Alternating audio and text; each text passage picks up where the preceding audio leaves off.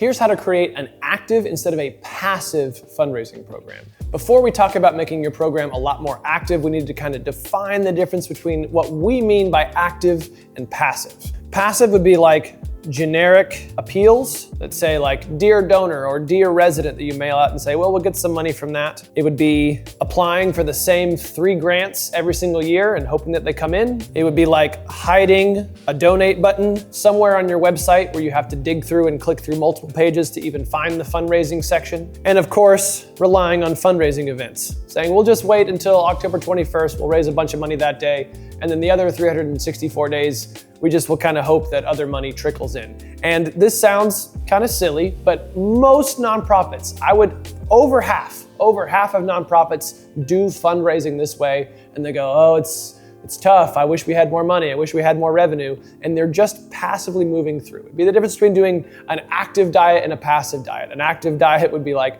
I'm choosing the foods actively that I put into my body. A passive is like, well, I buy vegetables sometimes, but I mostly just kind of eat what I want. And they wonder why that doesn't work either. So passive, again, it's not like the staff are bad people for doing it this way. It's just not going to generate nearly the amount of revenue and mission expansion that active. What active might look like instead is driving donations. Specific cultivation plans for the donors in our pipeline or the donor prospects in our pipeline, where we have a list of people and we're actively moving them towards a gift by going and meeting with them in person. Personalized stewardship, knowing that once you get a gift from a donor, that's just the beginning, not the end, and we're spending almost more time cultivating after the gift or stewarding than we do before the gift, and hoping that these people continue to support us throughout their lives and the life of our charity as well.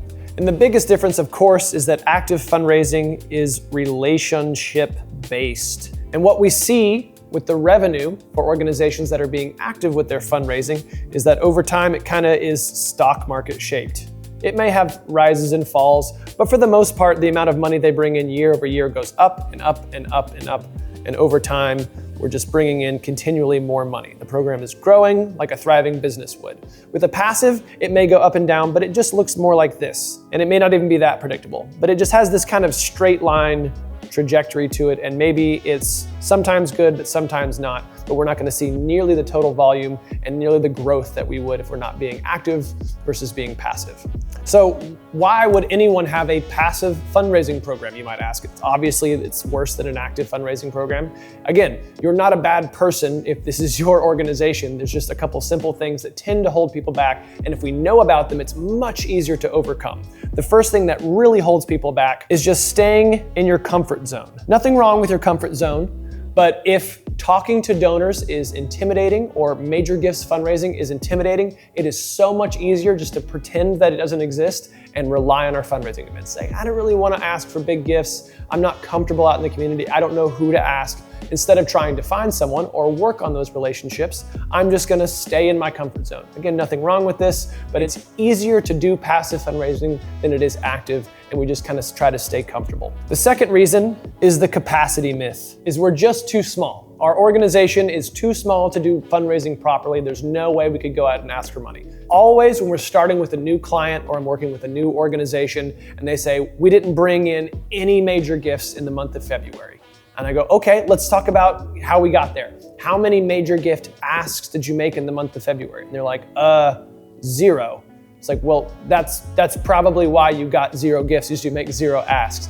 People who are in larger organizations and more established programs know that if they ask 30 to 40 people for a major gift, they're gonna get some percentage of that. Maybe they'll get a third, maybe they get 10 gifts. But again, if you only ask 3 people, you might get 0 gifts or maybe 1 gift. So we just try to make it up in the trying. You'd be surprised if you start asking people. You'd be surprised if you start asking people, especially if there's a impact or a vision or a big goal on the other side of it. And finding these major gift prospects can be challenging. And again, that goes back to our comfort zone thing, saying, well, we don't have capacity, so I'm just gonna stay in my comfort zone. It is not as easy to do this, to go and talk to your leadership team about who they might know, to look at your donor database and see what hidden gems might be in there, to reach out and take people to coffee. All these things require effort, and it's much easier to not give effort than it is to give effort. So we just kind of stay in our comfort zone and we let ourselves believe the myth that we just don't have the capacity to fundraise properly. And last year is history. We love to point to last year and be like, well, last year we didn't get any major gifts. I don't know what would be different about this year. It's like, well, last year we didn't make any major gift asks. So if we just maybe try that as a place to start, that will get us a lot further than we did. It's like, well, we've never been able to raise that kind of money before. It's like, yes, but how many times have we attempted to scale and go through the best practices and actually do this properly? If the answer is we have not yet tried, or we've been too busy to try, or we've been trying to stay in our comfort zone, or we believe that the myth that we have no capacity, our history is not an indicator of our future. We can always improve, and this growth mindset is the key to kind of unlocking the ability to grow and have a more active program. Hey, thanks for checking out our video. If you're getting value out of this but would like something more personalized, you can book 30 minutes with one of our experts to see if you qualify for our support services. Link below in the description. All right, here's your active fundraising playbook. Here are the things that you can do if you want to get started. The first is to build your personal pipeline. If you're the single fundraiser in your organization, you can do this solo. If you have more of a team approach, you can do this as a team. But we recommend that our clients always try to have anywhere from 10 to 25 active major prospects at a time. So this is 10 to 25 individuals, businesses, and foundations that we are meaningfully moving towards some level of gift. We hope that these people are also going to be in the upper echelon, the major gifts level. We try to sort by capacity as well, but to have that pipeline of, I can work at least 10 to 20 donors at a time. So I get to work in the morning, I look at my list of 10 to 20, which is hopefully the top 20% of people who would be able to give, and I say, what can I do to move these along? Can I call and reach out to them? If I can't reach out to them or I don't know them, who do I know who knows them, and can I reach out to them? Can I schedule coffee or dinner, or can I come by their office? Can I invite them for a tour? And you just go down your list one at a time and you try to move each next one along. That takes a lot of effort and discipline, and if you try to do that with 80 or 100 people right off the bat, you're gonna get burnt out. So we say start with 10 people, start with 10 names, and start making phone calls. Say, I'm just gonna work towards it. Again, asking for things are uncomfortable. If you've never gone through the process of asking for money, we have some great videos on that can help you. So check out our YouTube channel, you can keyword search on our website. But having this personal pipeline, that's kind of your North Star metric of, this is what I do when I go to work every day. I'm not gonna work on events, I'm not gonna research more grants. I'm gonna focus on individual giving, which is where most of the money comes from. Secondly, is intentional stewardship. Many people make the mistake that after a donor gives, they've kind of checked them off and they move them along. Okay, we got that one. Now I'm gonna start spending time on the new money or the people that have not given yet.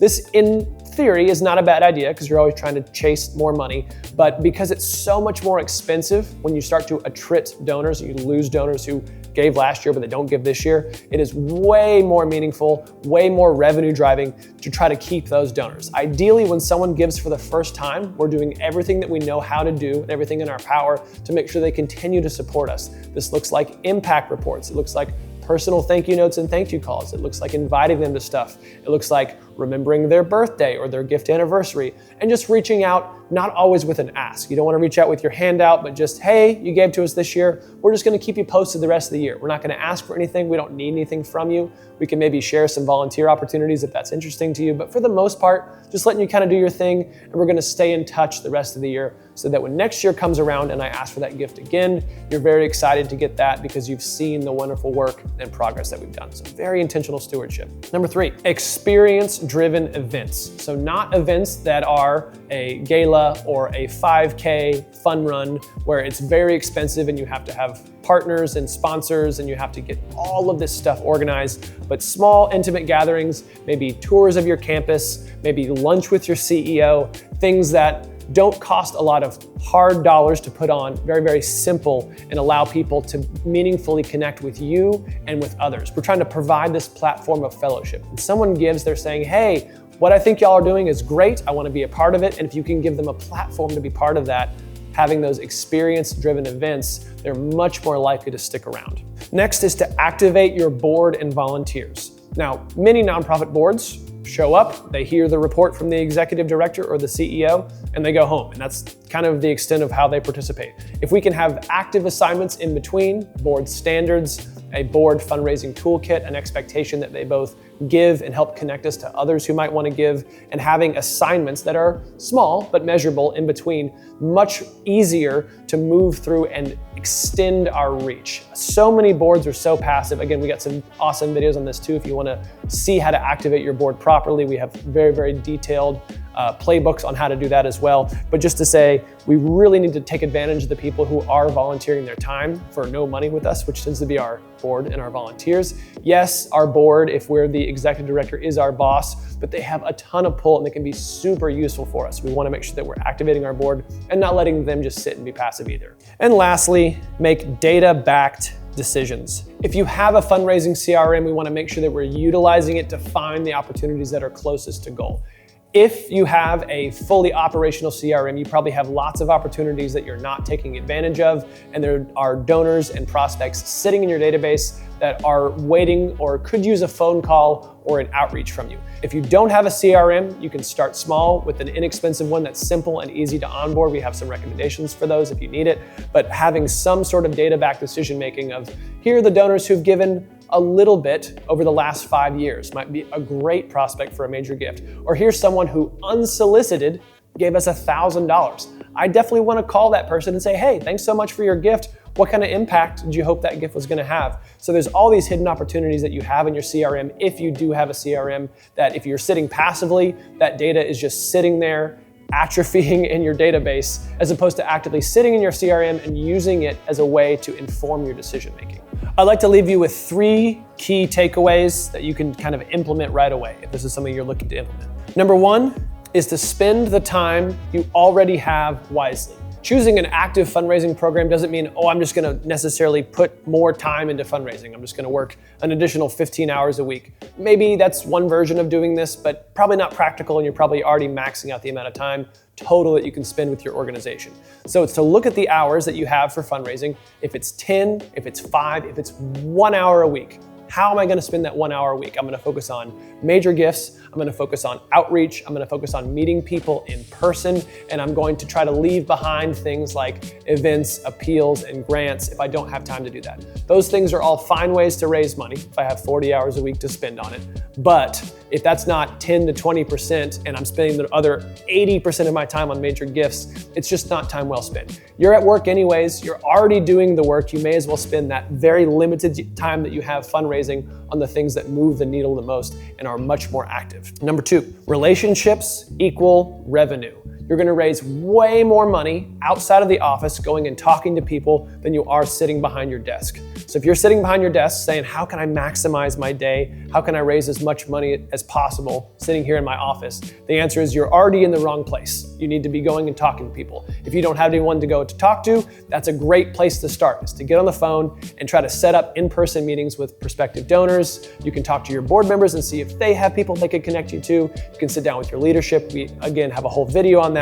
But relationships and talking to people, spending 60 to 80% of your time out of the office is the best possible way to drive revenue to your program. And of course, finally, start small. This is not a call to entirely overhaul your program, but maybe we're just shifting a couple hours a week. Saying this week, the 2 hours that I would have spent researching grants, I'm just gonna find the top 10 people who could give us a major gift, and I'm going to call them and try to get coffee with them. I'm gonna make one small change this week, and as those things start to work and as my revenue starts to grow, then I can make bigger replacements. You don't need to entirely overhaul what you do at work. Just pick a couple of key things that you know are critical and know are going to work, and just start small. Maybe do that for 2, 3, 4 weeks, and then the next month, you can change it again. It's a long year, you got a lot of runway, you don't have to change the whole world in a week, but you do have to start somewhere, and starting small and giving yourself little victories is a great way to do that. Hopefully this gives you some insight as to whether your program is active or passive, and maybe gives you some inspiration to move towards a more active fundraising program. If you'd like more direct help, you can head over to pridephilanthropy.com and click on that Let's Chat button.